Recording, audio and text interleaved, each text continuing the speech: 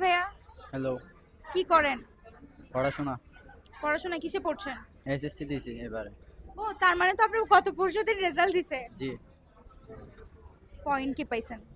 2 সাবজেক্টে ফেল। আপনি 2 সাবজেক্টে ফেল করে হাসতেছেন? অবশ্যই। কেন? টেনশনের কি আছে? ভবিষ্যতে কিছু একটা করব। মানে ফেল করে আপনি কি করবেন? কিও বা করতে পারেন ফিউচারে? কোনো একটা চাকরি বাকরি করব।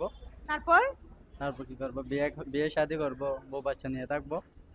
এটা বলেন যে বিয়ে শাদী করব, যৌতুক টৌতুক নিব, এটা বলেন। বিয়ে শাদী করব, যৌতুক টৌতুক নিব। ফেল করে মানুষ কি যৌতুক নেয়? নিতে পারে চাইলে।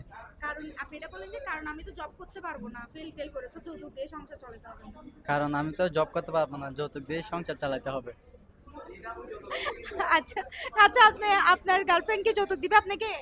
জি, গার্লফ্রেন্ডে দিবে না, গার্লফ্রেন্ডের বাবাই দিবে। দিবে, দিছে? দিবে ভবিষ্যতে দিবে, আর কি সামনে বিয়ের পর। আছে তার মানে গার্লফ্রেন্ড? জি আছে। কি করে? স্টাডিতে আছে। তা আপনি যে 2 সাবজেক্টে ফেল করছেন, ও ছিছি করে নাই? চিচি করলেও তো দেখে যাচ্ছে। ওকে, ঠিক আছে। আপনার গার্লফ্রেন্ড কিসে পড়ে? 10 এ।